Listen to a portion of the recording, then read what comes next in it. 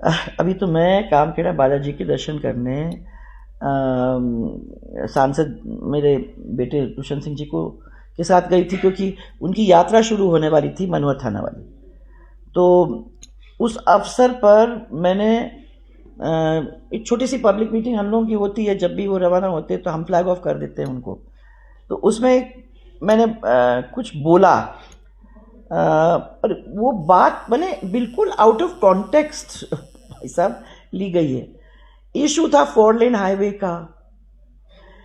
मेरे पास कुछ लोग आए कि 4 लेन हाईवे बन रहा है और उसका बाईपास हमारे ज़मीन के अंदर से निकल रहा है, कि आप इसकी अलाइनमेंट को बदल सकते हो, प्लीज़ आप बदलवाओ।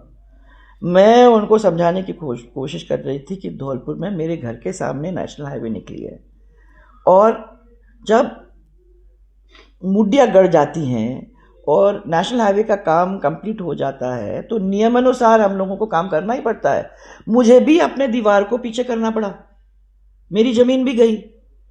तो मैंने उनको ये कहा कि जब मैं अपने घर पे अपने घर की ज़मीन को उसमें नहीं रोक लगा सकी तो मैं आपको कैसे आपको मतलब मदद कर सकूँगी।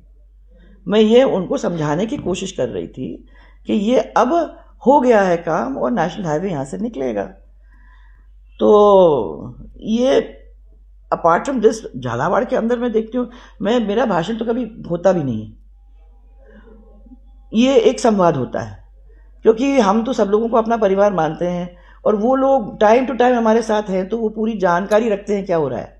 बार बार कुछ तो ना कुछ निकाल लिया जाता है आपके भाषणों से, क्या ये लगता है? इसलिए है क्योंकि हमारे कुछ हितैषी लोग हैं, और वो हितैषी लोग हमारे साथ कुछ कुछ लोगों को लगा के रखते हैं, जिनका काम ही ये है कि भैया पूरी तरह से आप लोग इनके भाषण का देख करते रहो।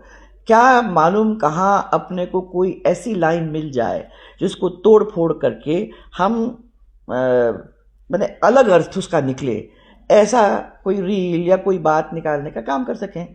वो उसी संदर्भ में है।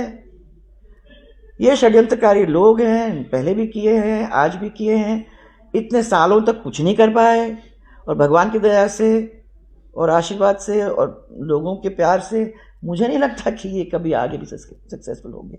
परंतु मैंने ये सोचा कि किसी को गलतफहमी न हो, उस गलतफहमी को दूर करने के लिए मैंने इस चीज़ को आपसे क्लैरिफाई किया है।